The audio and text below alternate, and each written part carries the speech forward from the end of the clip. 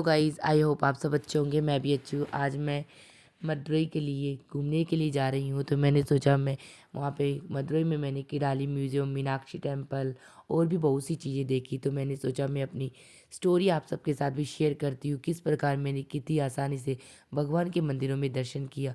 तो सबसे पहले हम श्री माधोपुर से हम जयपुर से रवाना हो गए हैं मदुरई के लिए। तो हम बाय द ट्रेन से जाएंगे। तो हमारी ट्रेन आ गई है मथुरा के लिए, हम लोग रवाना हो गए। तो हमने ट्रेन में बैठ के मूवी देखी, खूब मस्ती की, हमें बहुत मज़ा आया। साथ ही मदुरई में जाते हुए हमने वहाँ के सबसे पहले हम अपने होटल में पहुँचे, अपने कपड़े फ्रेश की, सुंदर तैयार हो गई माता रानी के मंदिर में जाने के लिए। ये मेरी फैमिली है, मेरी मम्मी, मेरी गुड़िया, मेरा बेबी कुणाल और मेरे हस्बैंड, सब लोग हम तैयार हो गए हैं मीनाक्षी टेम्पल जाने के लिए। हमारा होटल है जहाँ पे हम लोग रुके हुए हैं। अब हम सब रेडी हो गए हैं मीनाक्षी टेम्पल माता रानी के दर्शन करने के लिए। अब हमारी ट्रैवलर गाड़ी भी आ गई है। अब हम गाड़ी में बैठ के सब लोग मीनाक्षी टेम्पल माता रानी के दर्शन करने के लिए जा रहे हैं। हम सब मदुरई के मीनाक्षी टेम्पल में पहुँच गए हैं। मीनाक्षी अम्बन मंदिर तमिलनाडु के मदुरई शहर में यह मंदिर भगवान शिव और माता पार्वती को समर्पित है। इसे मीनाक्षी सुदेश्वर मंदिर भी कहा जाता है। यह मंदिर अपनी खूबसूरत वास्तुकला के लिए दुनिया भर में मशहूर है। यह मंदिर वेगनई नदी की दक्षिण किनारे पर बना हुआ है। इस मंदिर में शिव को सुदेश्वर रूप में और माँ पार्वती को मीनाक्षी रूप में पूजा जाता है। इस मंदिर में भगवान शिव और माता पार्वती की एक साथ पूजा भी की जाती है। इस मंदिर में 14 प्रवेश द्वार है। इस मंदिर में 1000 स्तंभों वाला एक हॉल भी है। इस मंदिर में कई पेंटिंग और मूर्तियाँ भी बनी हुई है। इस मंदिर में पत्थरों पर लिखे शिलालेख हैं, जिसमें शिव और पार्वती की शादी विवाह का पूरा विवरण लिखा हुआ है। इस मंदिर का निर्माण साल 1623 से 1655 ईस्वी के बीच में हुआ था। इस मंदिर का विकास सदियों तक जारी रहा। इस मंदिर में कई परिसरों का निर्माण थिरुमलाई नायक के शासनकाल में हुआ था। हिंदू किंवदंती के अनुसार भगवान शिव सुदेश्वर के रूप में मदुरई में आए थे, ताकि वे पांड्य शासक की बेटी मीनाक्षी से विवाह कर सके। मीनाक्षी देवी पार्वती का ही एक रूप है।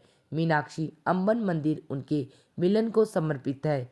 विशाल मंदिर ऊंची दीवारों से घिरा हुआ है, जिसमें ऊंची ऊंची मीनारें बंधे हुए हैं। यहाँ पर माता पार्वती और भगवान शिव के विवाह के सभी लोग साक्षी है। तो वहाँ पर उन सभी की प्रतिमाएं बनी हुई हैं।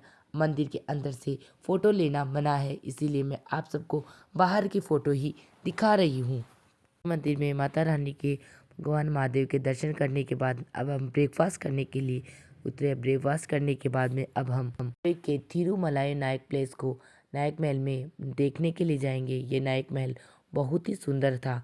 इसमें सबसे पहले हमने नायक महल में प्रवेश किया। नायक महल में प्रवेश करने से पहले हमने 20 रुपये की यहाँ से टिकट कर से टिकट ली।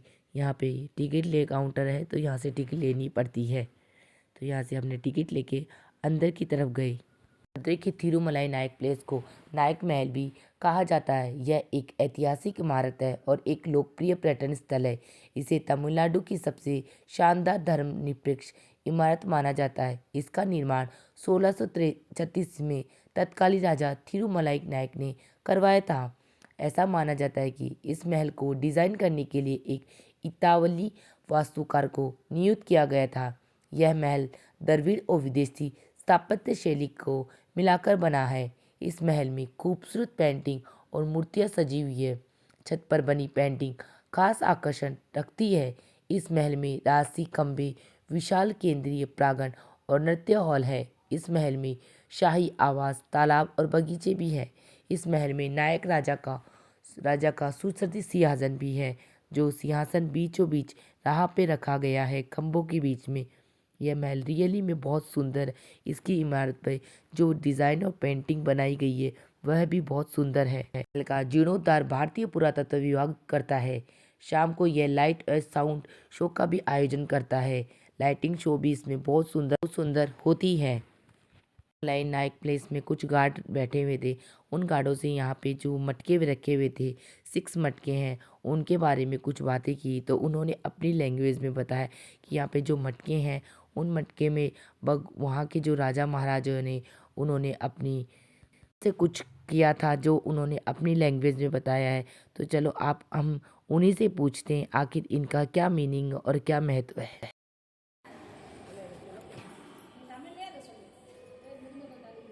பொதுமக்கள் தாடியம் அவங்க வந்து கூனி குறுகி 100 வயசுக்கு மேலே கூனி குறுகி போனோடனே அவங்களுக்கு குழந்த மாதிரி ஆயிடுவாங்க, குழந்த மாதிரி. அப்போ அந்த அதுக்குள்ளே இறக்கி வச்சு அப்படியே இறந்தவங்கள அப்படியே அவ்வளோதான். ஓகே.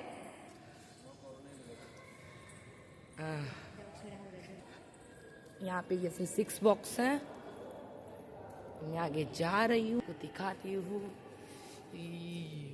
मैं आगे की तरफ जा रही हूँ। मैंने गार्ड से वहाँ बैठी हुई महिलाओं से पूछा, तो उन्होंने अपने आगे इन मटकों का कुछ रहस्य बताया है।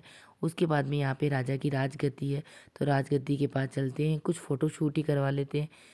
यहाँ पर राजगद्दी है जहाँ पे बैठ के भगवान अपने निर्णय और मदुरै के थिरुमलाई नायक प्लेस में आके मुझे बहुत अच्छा लगा। ये प्लेस रियली में बहुत सुंदर है। यहाँ पे अलग अलग तरीके से फ़ोटो शूट कर सकते। कई लोगों ने तो पिक्चर के हॉल में भी इसको काम में लिया है, क्योंकि ये बहुत बड़ा हॉल है। इसमें इतने बड़े बड़े खम्भे हैं और इनके अलग कलाकृतियाँ भी बहुत सुंदर है। थिरुमलाई नायक प्लेस को देख लिया, अब हम बाहर की तरफ आ गए हैं। अब हम आगे की तरफ जाएंगे। देखो अब हम कहाँ घूमने जाते हैं। हम लोग वड्डियूमर मरियम्मन मंदिर को देखने के लिए आ गए, जो मीनाक्षी अम्बन मंदिर से लगभग 5 किलोमीटर की दूरी पर स्थित है। तेपाकुलम का अर्थ है मंदिर का तालाब, जो मुख्य रूप से भक्ति उत्सव के लिए उपयोग किया जाता है।